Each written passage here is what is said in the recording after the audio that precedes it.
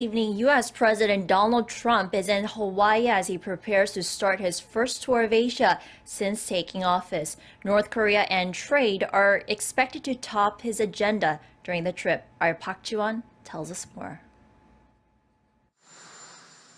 Speaking to reporters as he departed the White House Friday, President Trump said he expects his 12-day visit to Asia to be a great success. He said he will talk about trade in North Korea, among other things, during his marathon trip. And I think we're going to have great success. We'll be talking about trade. We'll be talking about, obviously, North Korea. We'll be enlisting the help of a lot of people and countries. We'll see what happens, but I think we're going to have a very successful trip. There's a lot of goodwill. As President Trump himself told reporters, the North Korean issue is expected to take center stage during his stops in Japan, South Korea, China, Vietnam, and the Philippines. The tour is expected to be a watershed moment as well as a major test of the Trump administration's approach to resolve North Korean nuclear threat to see whether Trump can induce a peaceful resolution of the chronic regional threat. Attention is especially focused on President Trump's message during his two-day visit to South Korea, during which he will visit a U.S. military base, hold one-on-one talks with South Korean President Moon Jae-in, and address South Korea's National Assembly. While President Trump is also expected to discuss North Korea during his visit to China, the focus of his stay in Beijing will be more given to other economic and security issues, such as balancing trade and finding a solution to disputed South China Sea issues. In Vietnam, President Trump will attend the APEC Economic Leaders Meeting and hold bilateral talks with Vietnamese President Tran Dai Quang. Trump will also hold his first ever one-on-one meeting with Filipino President Rodrigo Duterte, and eyes are on whether Trump will send a clear message on human rights. Meanwhile, President Trump will extend his Asia visit by another day to attend the East Asia Summit, which will be held in the Philippines. Trump's tour will be the longest visit to Asia by any American president in more than 25 years. Meanwhile, he's then going to head on to several Asian countries, including Japan, South Korea, China, the Philippines, and Vietnam. So our focus tonight, Pyongyang's complaints about new sanctions against the regime, calling them genocidal and brutal. So is that evidence that President Trump's efforts and the world efforts are working? Let's talk about it with Ambassador John Bolton and John Yoo, former Deputy Assistant Attorney General in the Bush administration. Gentlemen, good to see both of you tonight.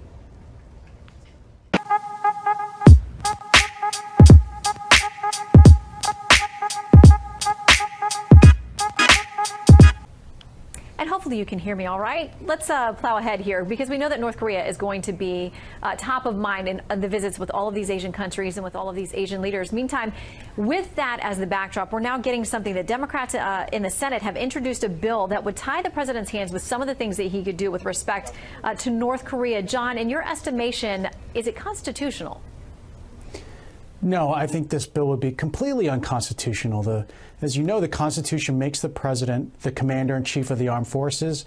It's always been understood that that means the president can choose what weapons to use to protect the national security of the United States and our foreign policy interests. Congress has never tried to pass any law under Republican or Democratic presidents trying to prevent him from using weapons to protect the country. I think it would be flatly unconstitutional, and actually, I think shows how desperate I'm afraid some people are in Congress to take advantage of this very serious imminent threat from North Korea and try to score political points off it.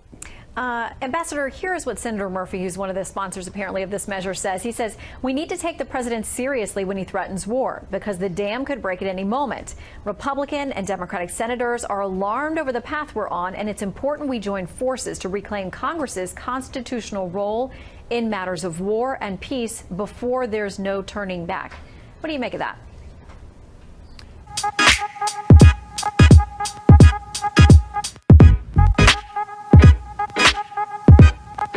Well, I don't think he understands the Constitution. As John said, that's not Congress's function. It's to respond and to declare that a state of war exists. But take Pearl Harbor, since the president's about to go there. The Japanese attacked on December the 7th, 1941. Congress declared war on December the 8th. When did the war begin? began on December the 7th. And the fact is, the real constitutional authority is the president's as commander-in-chief. There's nothing in the Constitution that says the president has to wait for the United States to be attacked. There's nothing in the Constitution that says he cannot act until Congress does. And indeed, to fulfill his responsibilities, he is fully empowered constitutionally to act in anticipatory defense.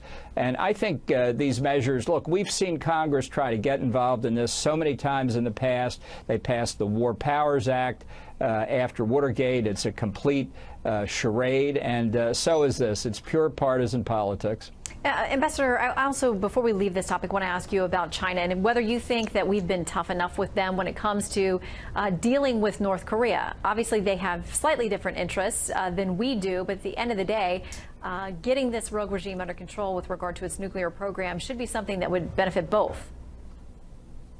It should, but in fact, China's been jiving the United States for 25 years. They've said repeatedly they don't want North Korea to have nuclear weapons, but they have not followed through on their really unique capability to force North Korea to that end. They upped the sanctions temporarily, and then when the U.S. turns its eyes away, it's back to business as usual. That's frankly why this trip to China by President Trump is so important.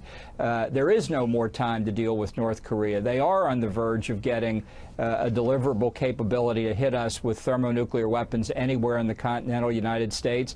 And it's really time for China to tell us whether they're serious about this or not. Otherwise, the president's going to have to look to act unilaterally, Senator Murphy to the contrary notwithstanding, to protect the American civilian population. Excuse me. Today we got a decision with regard to Bo Bergdahl, and he's not going to jail. So, John, do you think it's appropriate? No, as you may know, the prosecutors in the case recommended 14 years, dishonorable discharge, and a reduction in rank to private.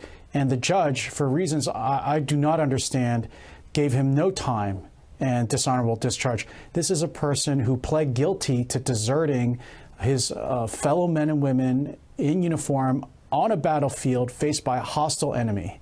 I'm afraid that this is one of those cases that calls for very strong measures of justice, because men and women in the field, our young men and women in the field, have to be able to depend on their fellow brothers and sisters who are next to them, and they cannot be worrying in the back of their minds that someone's just going to wander off base and desert. Plus, you also have to take into account that our military then expended a great deal of time and resources and took casualties trying to find him because they assumed that Bergdahl had actually been kidnapped rather than had deserted. Yeah, and we heard from families and from men whose lives were changed forever because they were out there searching for him and suffered grave harm in the process. The president tweeted today of this: the decision on Sergeant Bergdahl is a complete and total disgrace to our country and to our military. Ambassador, final word to you. No, I think that's exactly right. This is a stain on the military justice system. Bergdahl pleaded guilty. There are no facts in dispute here. There's no mitigating circumstances. There's no reason to give precisely the sentence the prosecution recommended. I think the prosecution came in too low.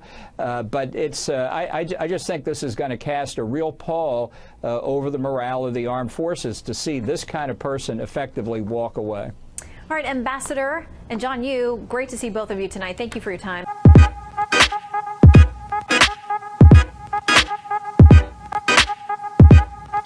President Moon Jae-in has reiterated his desire to resolve North Korean issues peacefully while maintaining a balanced foreign policy. The president made the comments to Singapore-based channel News Asia before his 8-day trip to Southeast Asia next week. A preview of that interview was aired on Friday night, and with the details, here's our Blue House correspondent, Hwang Ho-jun.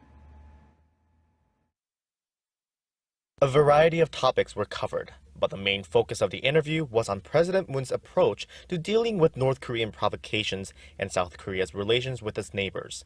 According to Channel News Asia, the president reconfirmed his determination to achieve a peaceful resolution to North Korea issues and emphasized that no war should ever take place again on the peninsula. The news agency said President Moon asserted that the South Korea-U.S. alliance is vital, but also argued that Seoul's relations with China are highly significant as well, and he plans to practice a balanced diplomacy. Channel News Asia also said that while President Moon believes close cooperation between Seoul, Washington, and Tokyo is necessary to deter North Korean provocations, it would be inappropriate for the trilateral collaboration to transform into a military alliance. He stressed that allowing Japan to expand its military expansion using Pyongyang's nuclear threat as a pretext would hurt its relations with ASEAN nations. The president's remarks came just a couple days after Seoul and Beijing issued a joint statement in an effort to normalize their bilateral relationship after months of tension over South Korea's deployment of a U.S. missile defense system. In its statement, Beijing expressed its concern about military cooperation between South Korea, the U.S., and Japan, and Seoul, in return, reiterated its previous stance that the three-way cooperation will not turn into a joint alliance.